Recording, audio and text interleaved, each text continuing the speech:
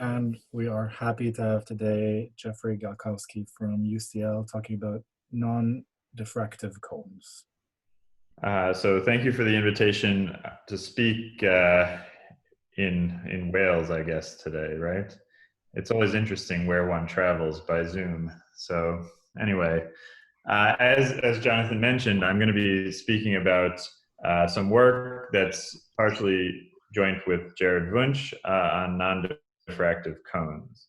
So to begin with, I want to just remind you or tell you, what the setting I'm going to work in is, and that setting is going to be the setting of manifolds with cone points. So I'm going to be working in a manifold with dimension D, and there is sometimes going to be, I'll explain a bit later, but D is the manifold of the ambient, or sorry, the dimension of the ambient manifold. And what I want to think about is that this manifold has a singularity which is modeled on a product cone, okay? So in particular, so I had to choose a convention, so the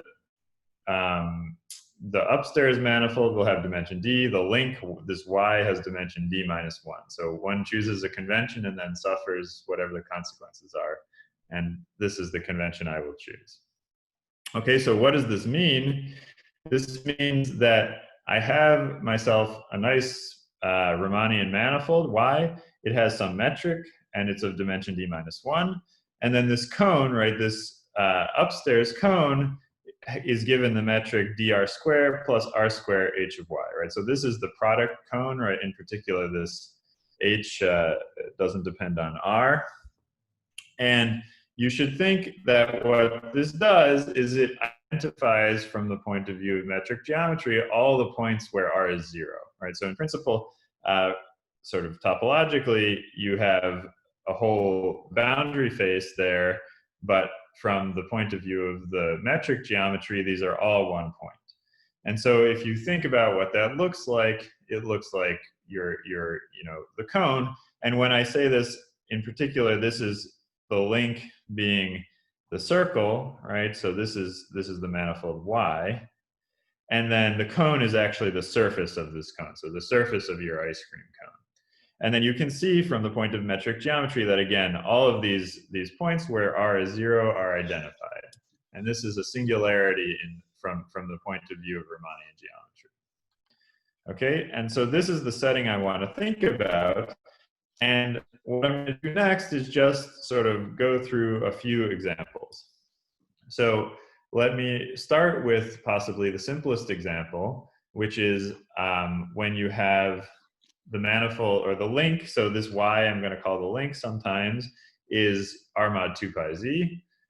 In other words, it's just the standard circle, and the metric is dy squared. So if you think about what that is, you'll realize that this is just R2, right? So this is just putting polar coordinates on R2, and so you get this quote-unquote cone, but the cone is flat, and this singularity isn't a real singularity. Actually, this can be, it's just a coordinate singularity, right? So you can have a situation where your manifold is actually nice and smooth, and the cone point is sort of a phantom cone point. And on the other hand, if I change this slightly, so I think instead about a different link, so it's still the circle, but the metric is different, right? I'm taking r mod 2 pi over 3 z. I'm sort of tempted to say z for some reason, but anyway. And I put the same metric here. Okay, now my thing has frozen. That's not good. Sorry, guys. 1 second. Interesting. Okay, so bear with me for the technical difficulties. Okay, let me see if this is working again.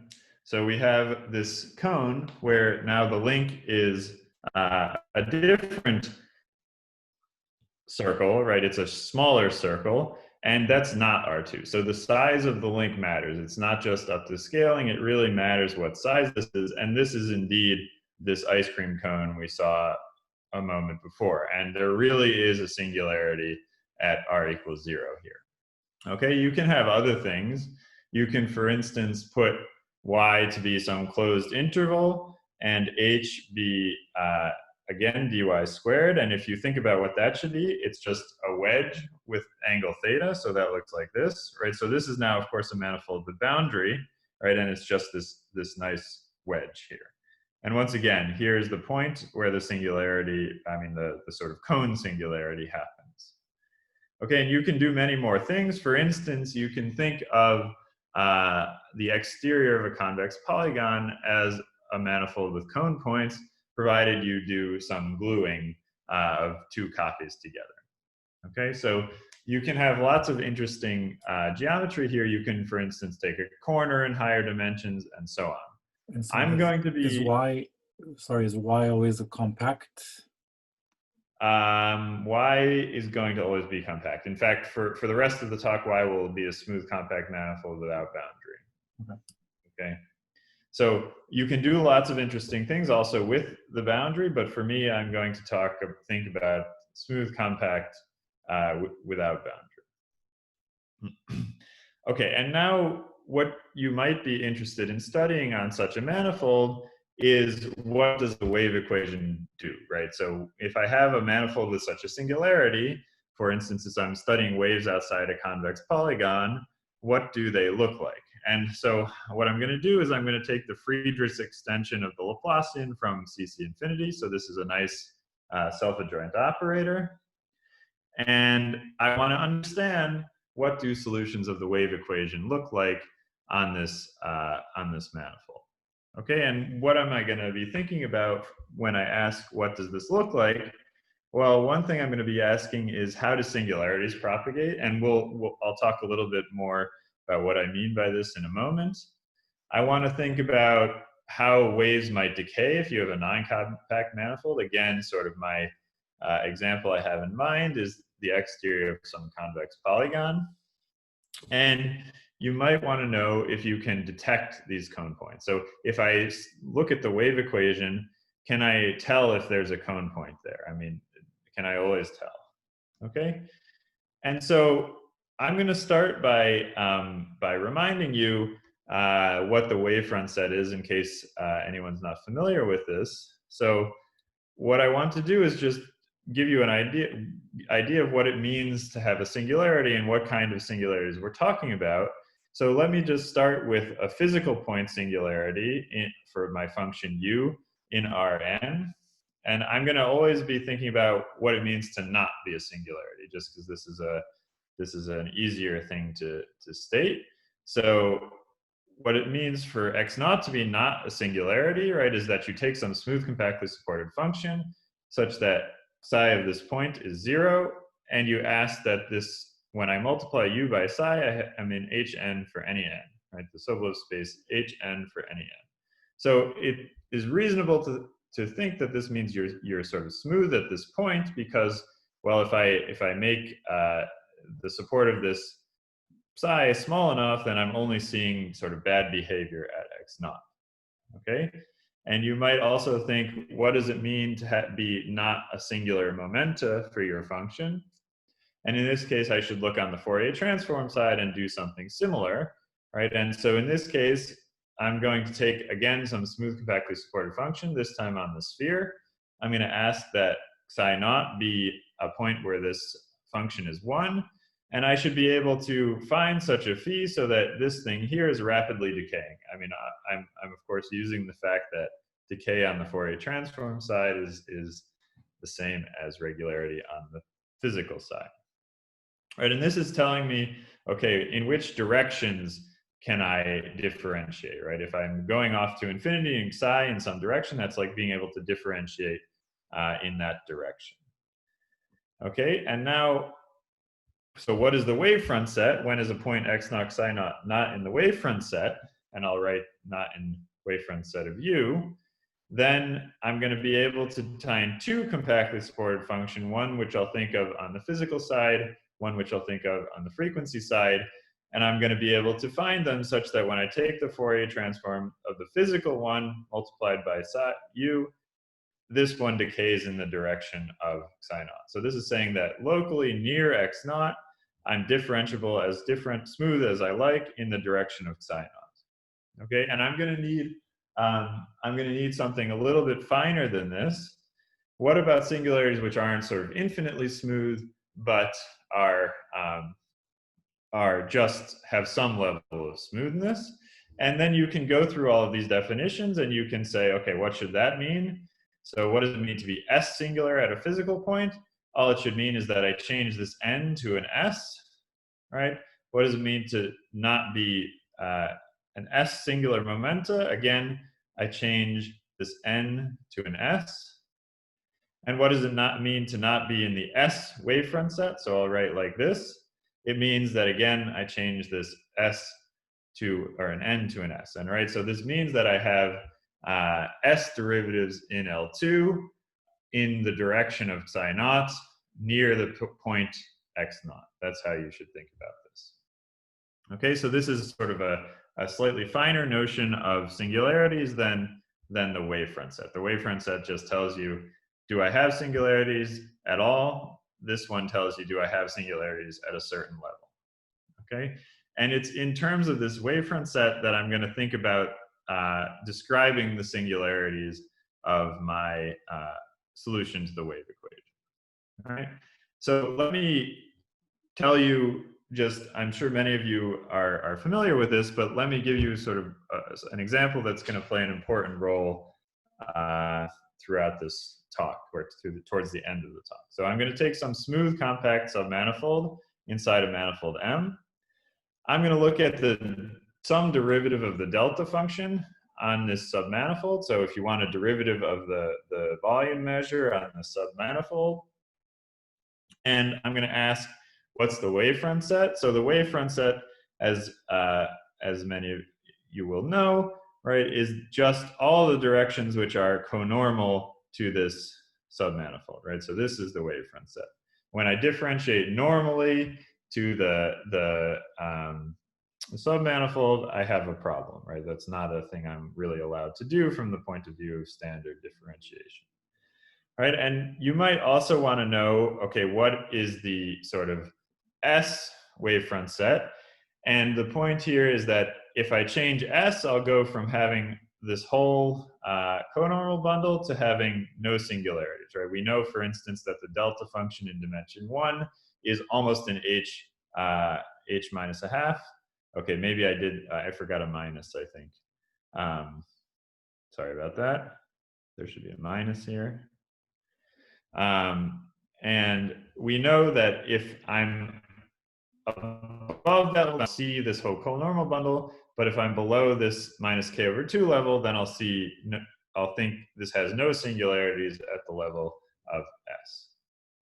Okay, and these numbers are sort of going to appear later. So I'll remind you again when it comes up, but again, the delta function on a codimension K submanifold is almost in H minus K over 2, and that's going to be important.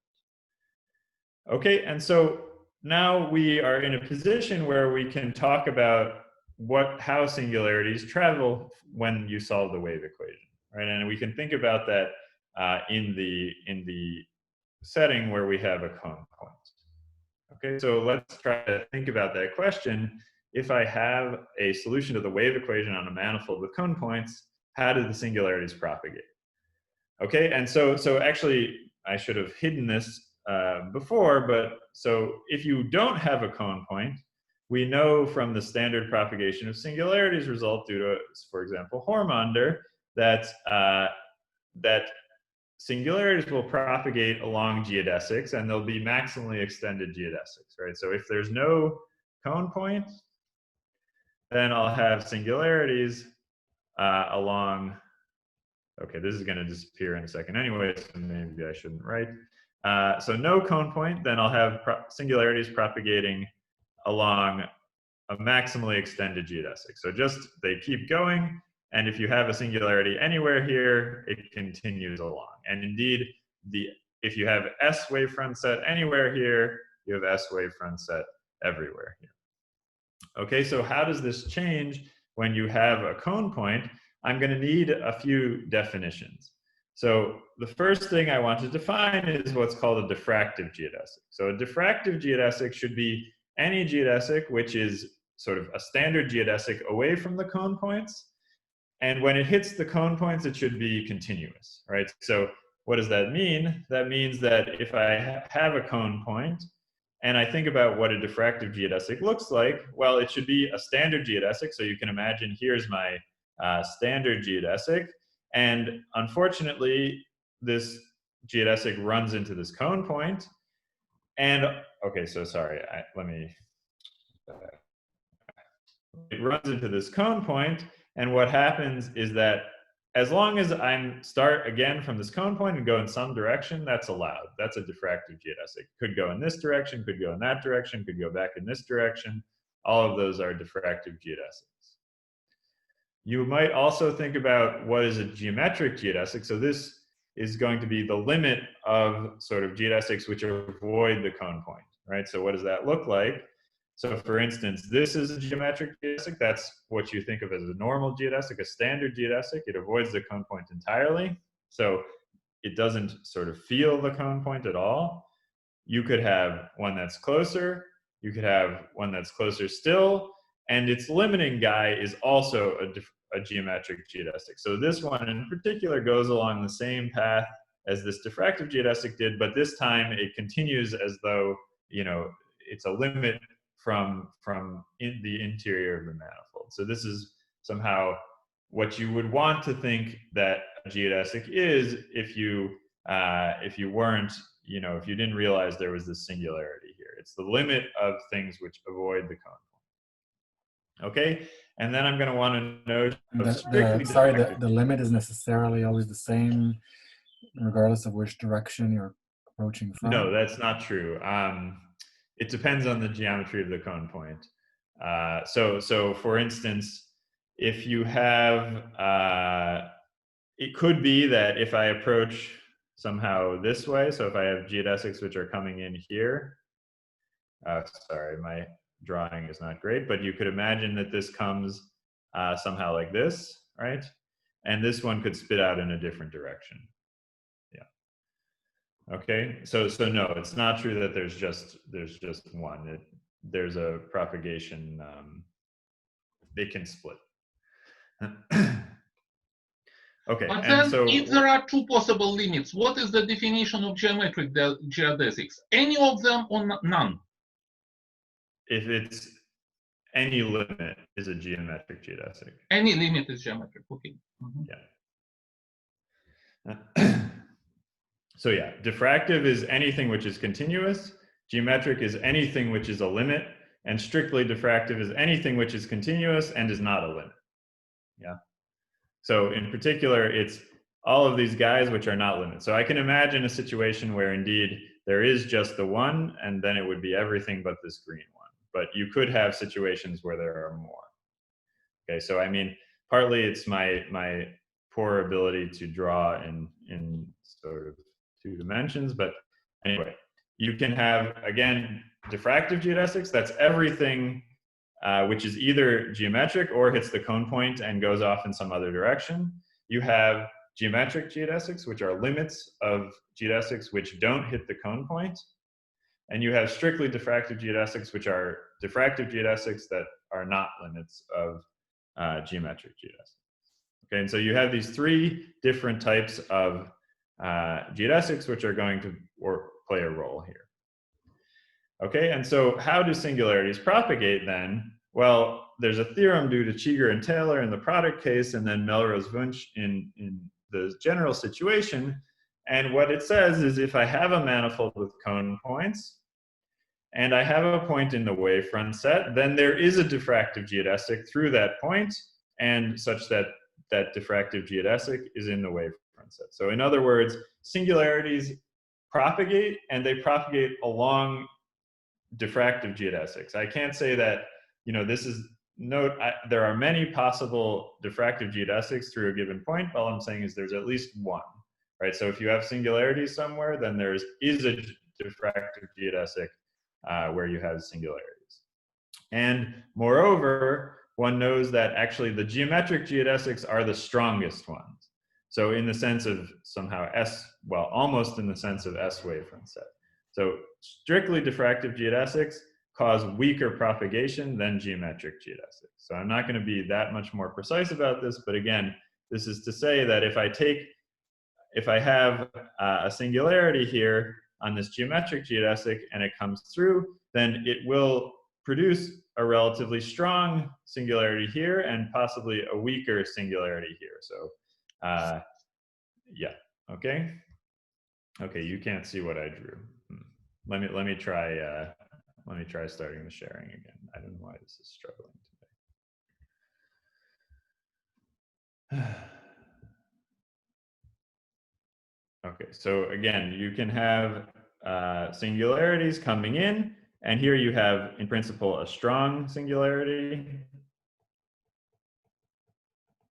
and possibly a weak singularity. All right, and that's how singularities can, in principle, propagate. Right? I don't guarantee that if I have a singularity here, there will be a singularity here, but I can guarantee that if I have a singularity here, there will be a singularity on a geometric geodesic. Okay, so now we know how singularities are going to propagate if I encounter a cone point. So you might want to understand what effect do these singularities have on sort of maybe something that's a little bit easier to think about. So for instance, if you have a manifold with cone points, which is Euclidean outside a compact set, again, if you want to have one in mind, think about scattering by a convex polygon, and you can do this doubling. Right?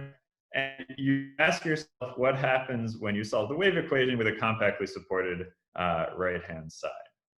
Right? And this is sort of the standard setting for scattering theory. And you want to know how do cone points appear in exponential decay of waves. And in particular, one thing to think about for that is this meromorphic continuation of the resolvent. Right? So I form the resolvent, and I sandwich it between two compactly supported cutoff functions, and I continue that from the upper half plane. And this will have some poles that are related to the exponential decay of waves. I don't have a lot of time to go into that, but suffice it to say that the location of these poles tells you about the decay of the long time behavior of waves on this non-compact manifold. And in particular, the closer they are to the real axis, the slower these waves decay. All right, so the closer the poles are to the real axis, the slower the waves will decay. Okay, and so what you can do is you can prove a theorem as follows. You can imagine that you have a black box scatterer. So this is just something which looks like a Euclidean outside a compact set. It's a self-adjoint operator, and it has some reasonable properties inside. So in the case we're thinking about, that black box scatterer is some collection of cone points. And you can imagine that the wave equation smooths at a rate of some number of derivatives per unit time.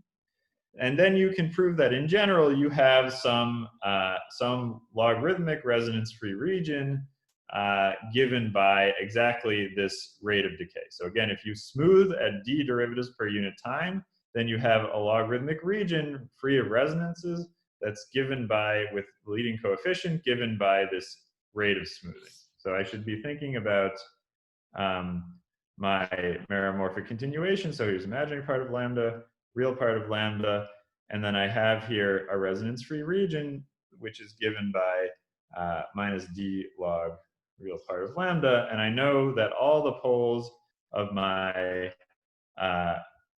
meromorphic continuation can be here or below this line. Okay, and this is given precisely by the rate of smoothing. Okay, so now if I want to think about that in the case of a manifold with cone points, then what I should think about is I have at least two cone points, so here and here. And now I'm going to assume that that my manifold is geometrically non-trapping. So in particular, all geometric geodesics will escape a compact set. So, and now that means that the only trapping here is between diffractive geodesics. So I think about what happens, and I realize that I have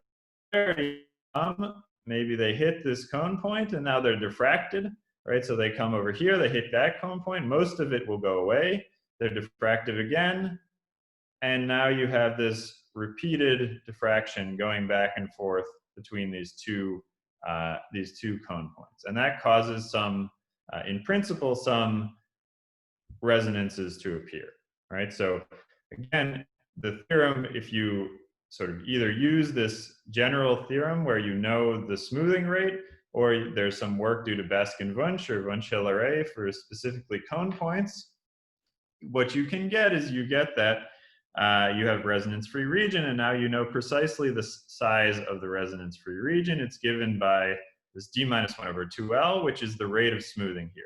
Basically what that's saying is each time I interact with the cone point, I gain d-1/2 derivatives, and it takes me how long to do that? Well, each interaction takes time L, right? So, and that's what you can see.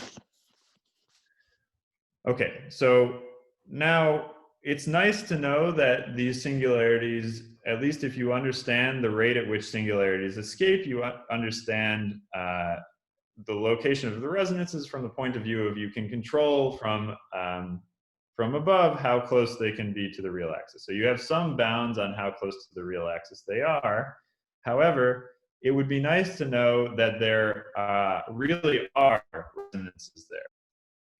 And so there's a theorem which is based on, sort of uses some tools of Siostrzewski, but what you know is if there are quote unquote actual singularities, then you really do have resonances along such a logarithmic line, right? So I already told you that, again, you have this resonance-free region here given by imaginary part of lambda is minus d/(-1/2L) log real part of lambda. And now what we're saying is that there really are some resonances which come and accumulate along this logarithmic line. And that's if there are some diffracted singularities, which I'll explain more carefully in a second. But this is to motivate why you might want to know that there really are diffracted singularities somewhere, and here's a good reason. Because now we know there really are resonances, and if there really are resonances, then we know that we know something about decay of waves. Okay, so how do we know if there are these actual diffracted singularities? And so for this, I'm going to consider what's called the wave trace, or the relative wave trace, where I compare the trace of the half-wave group on my manifold to the half-wave group on Rn. So I've taken this compactly supported thing with cone points, and that's this this minus Laplace G here, and I compare it to the half-wave group on Rn. And this is known by work of many authors, Melrose, Sjöstrand, and many others, that this is a nice, Chazaran, Doistermark, Gilliman, I guess, are also important there. It's known that this is a nice distribution, and you know that its singularities are somehow closely related to these resonances, and in particular, due to work of Siostrzewski, you know that if you have some kind of sequence of singularities here, then you can extract a sequence of resonances on some logarithmic line. And so what you're interested in then is to understand where the singularities are in this wave trace. And so Ford and Wunsch in 2017 proved some kind of trace formula for manifolds with cone points.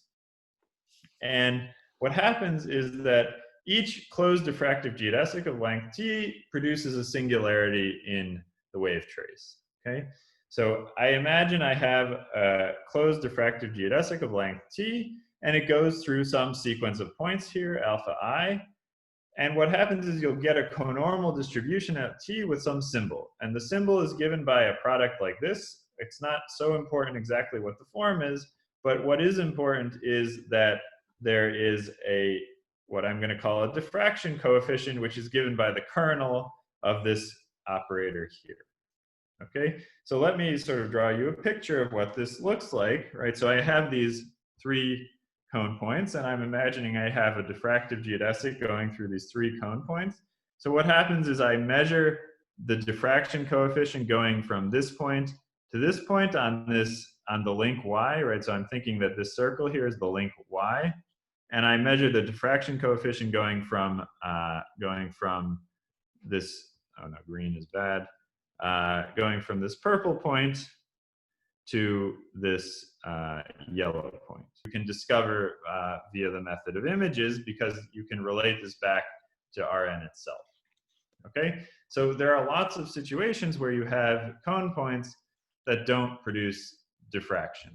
Okay, but nevertheless, we know that actually in 2 dimensions, these are the only links with this behavior, and that's due to work of Hillary. There you can actually explicitly compute this, this diffraction coefficient, and you can ask, where is its support? Okay, so it's nice to ask the question then. Okay, so did it stop updating for you? Okay.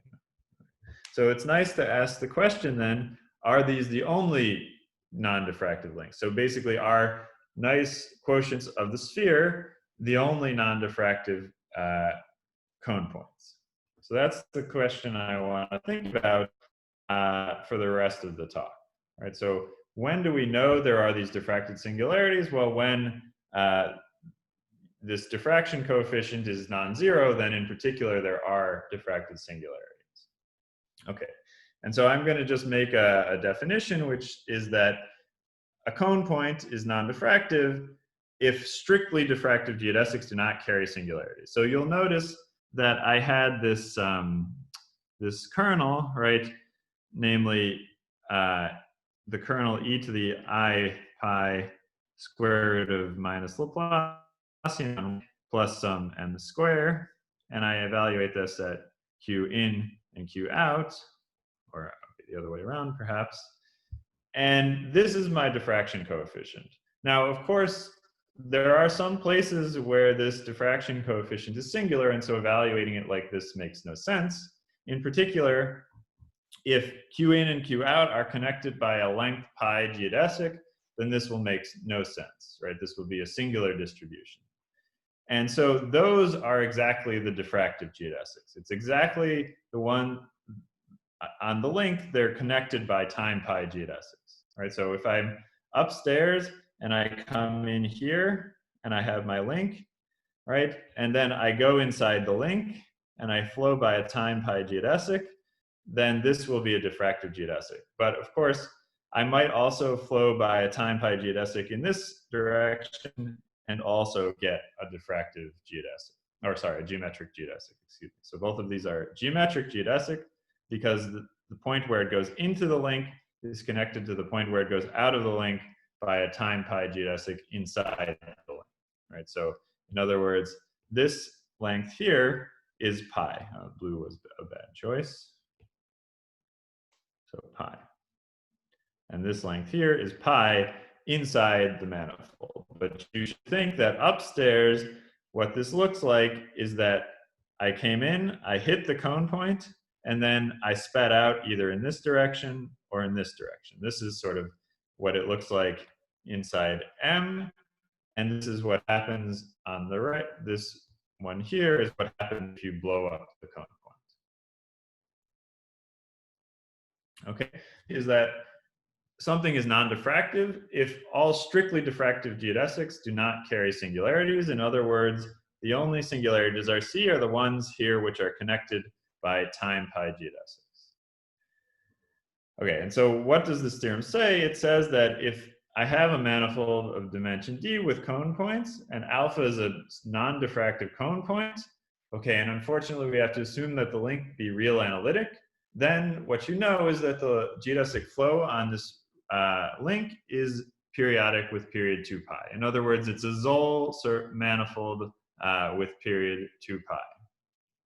Okay, so that's not quite what we hoped for, right? We hoped that these links would be actually quotients of the standard sphere.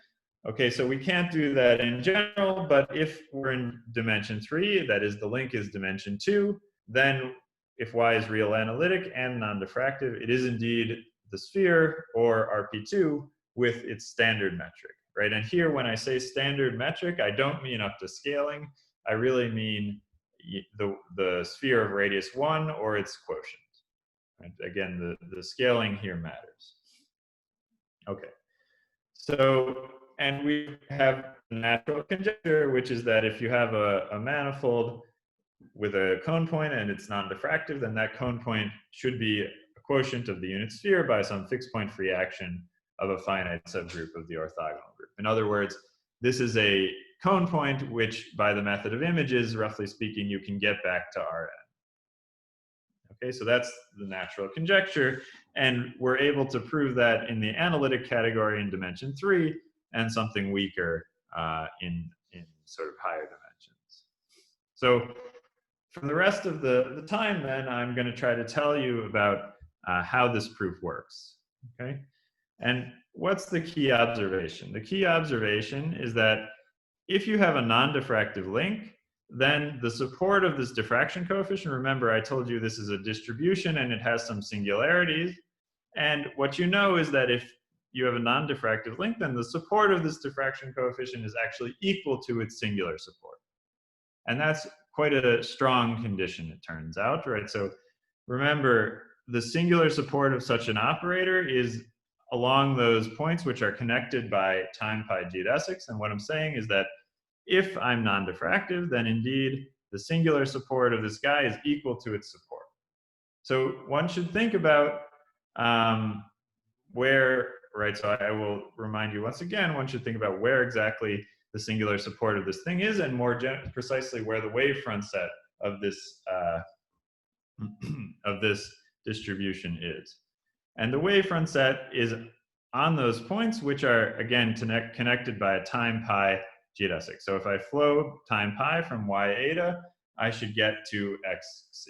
Those are exactly the singularities of this kernel. Okay, and so what we're saying, another way, fortunately, in the smooth category, it can be quite horrible, right? It's the projection of a nice smooth manifold upstairs, right? If you think about this wavefront set, but downstairs on the manifold itself, it can be quite horrible. It can have all kinds of singularities. Okay, so let's imagine for the moment that it was a smooth manifold, right? So this distance pi sphere, or what? Sorry, this time pi geodesic sphere, if it were a smooth manifold, distributions, it would be exactly a delta function along the submanifold with some derivatives tensored with some distribution on S pi. Right, so, and we thought about already what the wavefront sets of such things look like, right? And what do they look like? Well, sorry, what do they look like? Well, they're contained in the conormal bundle. And so now, if I had that my diffraction coefficient is supported on this time pi sphere, then it's equal to such a distribution. And now we know, again, a lot about what the wavefront set of that distribution looks like.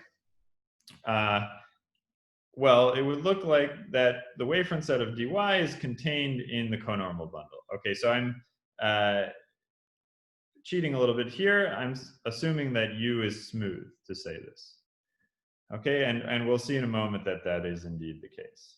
Okay, so what I know then is that the wavefront set of this diffraction coefficient is contained in the conormal bundle to this distance pi sphere. On the other hand, so what does that mean? Well, the wavefront set here is invariant under negation of the fiber variables. So whatever I have in the wavefront set on one side of the manifold, I have on the other side. And I should think about what that means in terms of what I know about the wavefront set of this diffraction coefficient. Remember, the wavefront set of this diffraction coefficient is exactly the pairs y eta xc, which are connected by a time pi geodesic. So I grab this y eta, and I know that if y eta xc is in this wavefront set, then when I flow y eta by time pi, I get something where I get xc. Okay, and so now, on the other hand, I've told you that this wavefront set is invariant under the negation of the fiber variable. So I know that if I take y minus eta and x minus c, I'm still in the wavefront set. So here I am, I take minus eta. That means that when I flow by time pi over here, I get, again, minus c. That's what that should mean. If, again, if y eta is in, y eta xc is in the wavefront set, then so is y minus eta x minus c. And so if this one is connected, then also I can go the other way. And now you should think about what that means here. Well, what that means is if I flow eta backwards in time, right, I take this guy and flow backwards, it's the same as negating and flowing forwards. So I take this and flow backwards, I get this one. I take it and flow it backwards a bit more, I get this one. And okay, eventually you see that it comes back around here. And so what I get is that phi minus pi of y eta is also xc, or in other words, phi 2 pi of y eta is y eta. So this all comes from the fact that once I know that dy is supported in s pi, if s pi were smooth, it would be a distribution of this form.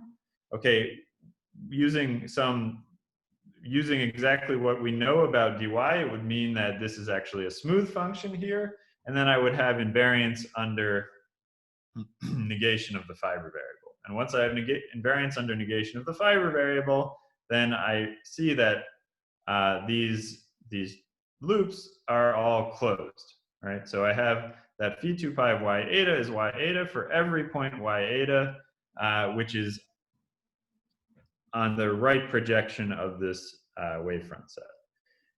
Okay, and in particular, every point is in the right projection of this wavefront set because it's the kernel of this operator, right? It's the kernel of this e to the I pi squared of minus delta plus some m squared. So if I project to the right, I know that every point carries wavefront set. And so this means that actually every y eta has this property. Right? So every point y eta is periodic with time 2 pi. Now, all throughout this, this argument, I was assuming that s pi was smooth. And the trouble is, again, if y is only smooth, then s pi can be badly singular. Right? It can be badly singular. And so what you need to do is to understand what distributions live on something which is very singular. And okay, so there are some things you can say about this, but in general, it's not clear exactly what distributions are supported in s pi.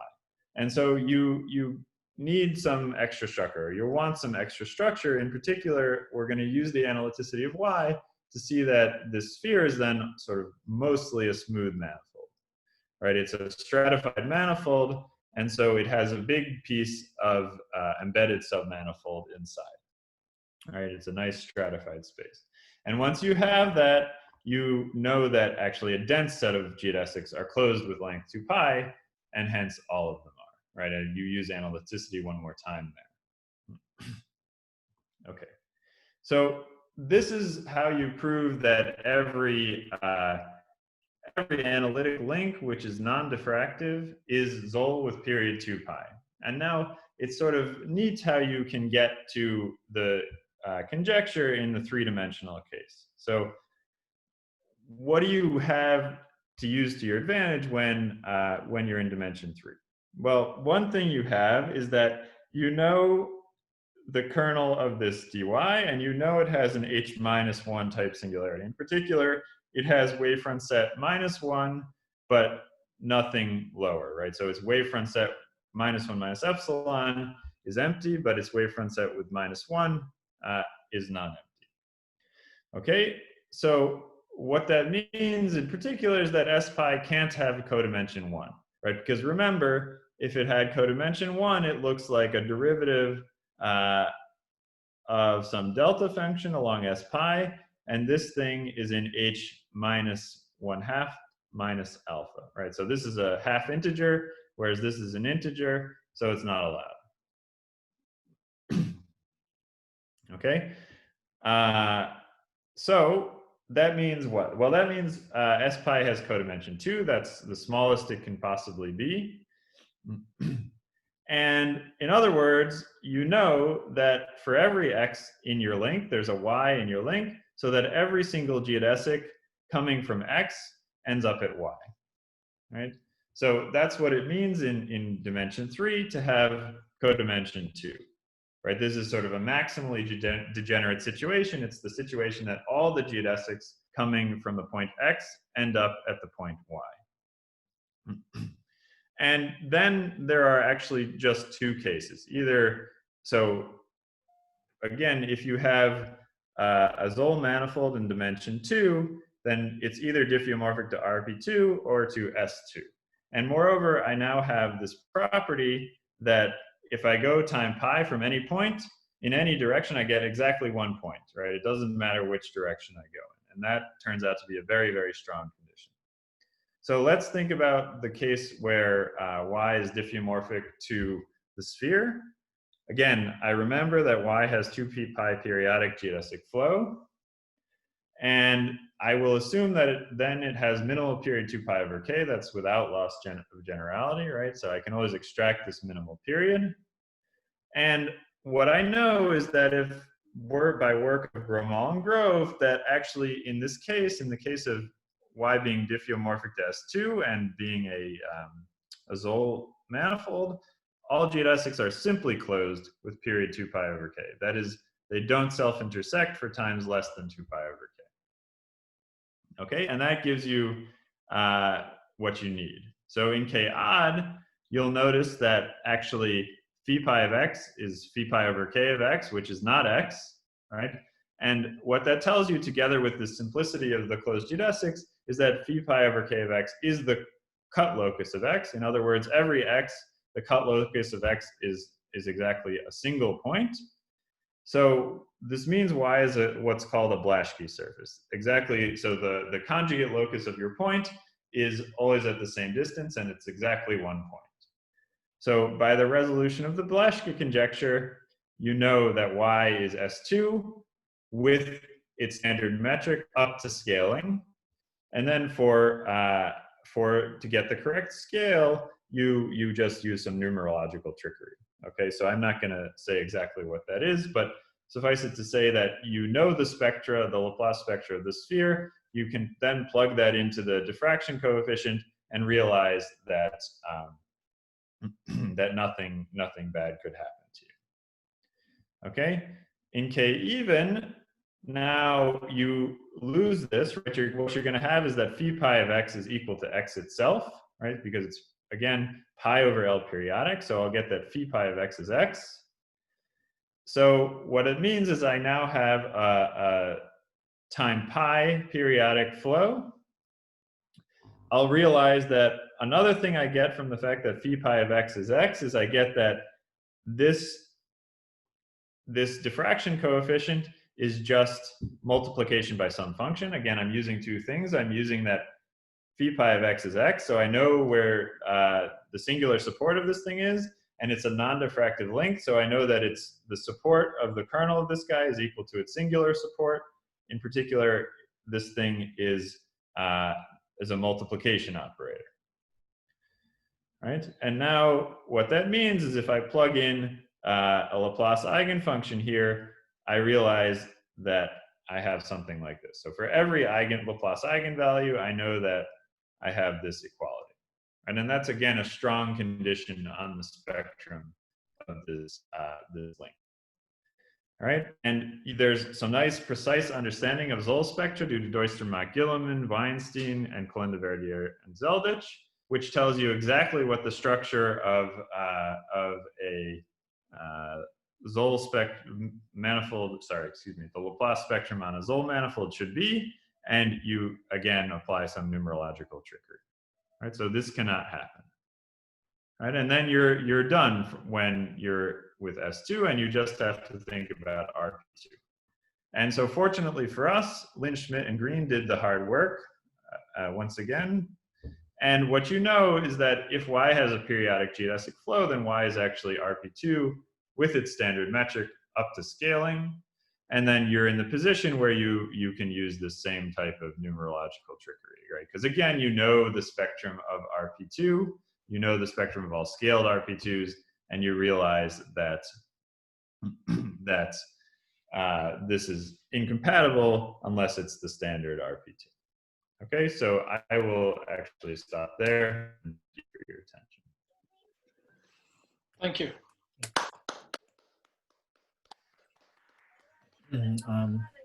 Are there any questions? So you told us, I mean, let's get back to dimension 2. Yes. So the basic result that you can tell whether the angle is 2 pi divided by n by looking at diffraction and propagation of singularities. That's right. Can you tell whether angle is pi times rational by looking at propagation and diffraction? I mean, not from just the existence of the diffracted wave, but from anything else. I would have to think about exactly what the you know the way this works is you calculate the symbol of this operator, and again in 2 dimensions you can do that explicitly. So you could, I suspect that there's probably some additional structure there when the link is rational, but I'm not sure.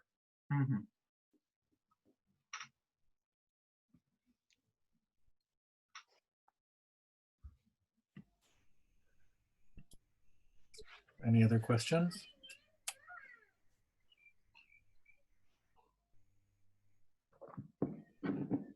So maybe I'll ask a question that maybe for experts is a trivial question. What happens when Y is a torus, for instance? I mean, it's you know, then there's definitely diffraction, but it depends. But what is, so when Y is a sphere, then the resulting space is simply Rn. So how does the space look like when Y is a torus? I mean, it's not something nice. Yeah. Okay, so it's not something that's easy to describe. Yeah, yeah.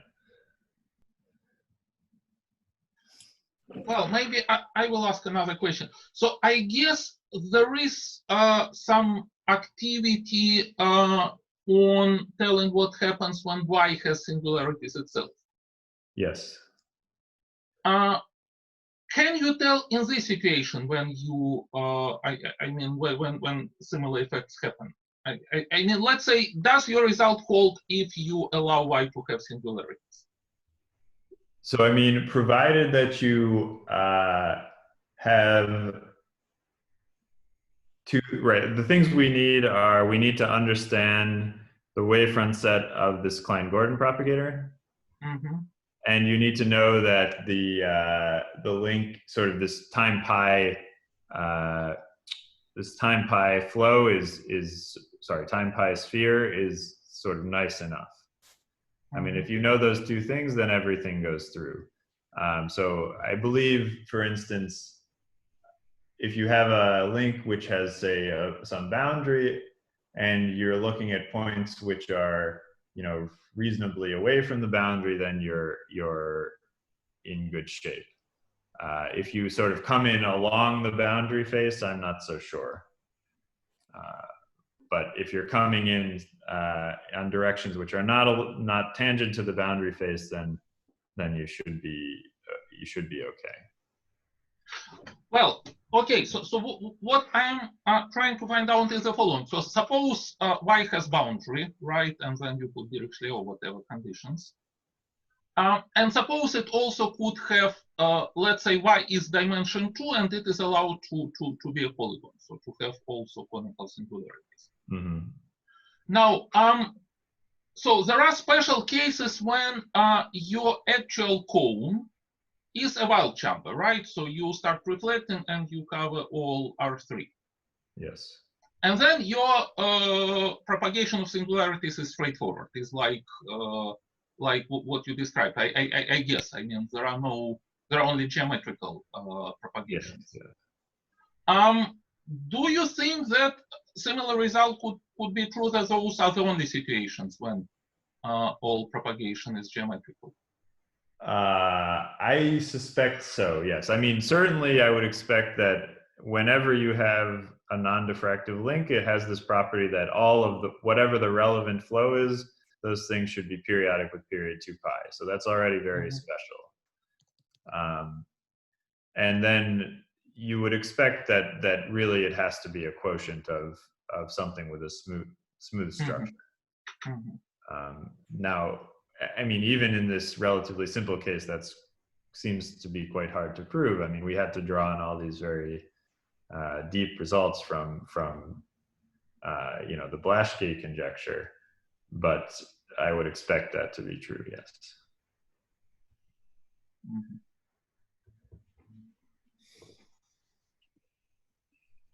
Okay, any other questions from anyone? Okay, if not, so let's thank Jeff again. Thank you.